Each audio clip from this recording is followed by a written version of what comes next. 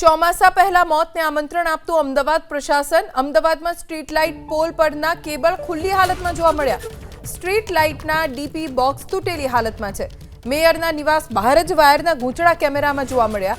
સૌથી મોટો સવાલ એ છે કે ચાલકોને જો કરંટ લાગ્યો તો કોણ જવાબદારી લેશે?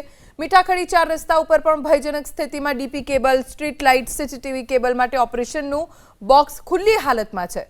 ડીપી બોક્સ કાર્યરત હોવા છતાં પ્રશાસને દરવાજા બંધ કરવાનો સમય નથી મળતો। પ્રી મોન્સૂન એક્ટિવિટી હેઠળ લાઇટ ખાતું પોતે જ અંધારામાં છે।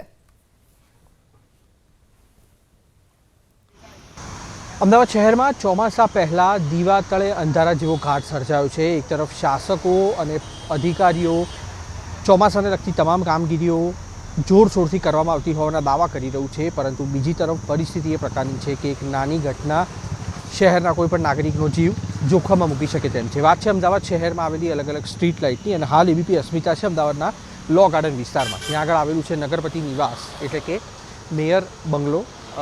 મેયર ને જે પણ વ્યક્તિ મેયર તરીકે તેમની નિમણૂક થતી હોય છે તેમના નિવાસ આપવામાં આવતું હોય છે।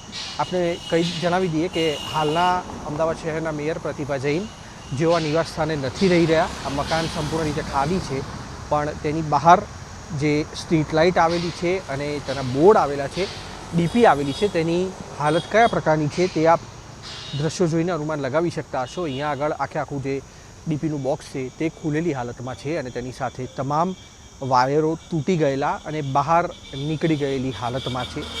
આ એક પોલ એવો નથી કે આ પ્રકારની હાલત હોય। આ રોડ પર આવેલા મોટાભાગના તમામ પોલની એ પ્રકારની પરિસ્થિતિ છે, જ્યાં ડીપીના બોક્સ છે તે ખુલી ગયેલા છે અને તેના વાયર બહાર આવી ચૂકેલા છે। ભૂતકાળમાં અનેક વખત વરસાદની ઋતુમાં અમદાવાદ શહેરમાં દુર્ઘટનાઓ બની છે અને કરંટ લાગવાના કારણે અનેક લોકોના જીવ પણ ગયા છે, પરંતુ અમદાવાદ મહાનગરપાલિકાના નગરપતિ નિવાસ અને તેની બહાર આ પ્રકારની પરિસ્થિતિ હોય તો કોર્પોરેશનનું તંત્ર કેટલું જાગૃત છે તે અંદાજો લગાવવો આસાન છે। એક જ નિવાસ સ્થાન અહીં આગળ આવેલું છે એવું પણ નથી। આની બાજુમાં અમદાવાદ મ્યુનિસિપલ કમિશનર તરીકે જે પણ અધિકારીની વરણી થતી હોય છે તેમને મકાન ફાળવવામાં આવતું હોય છે।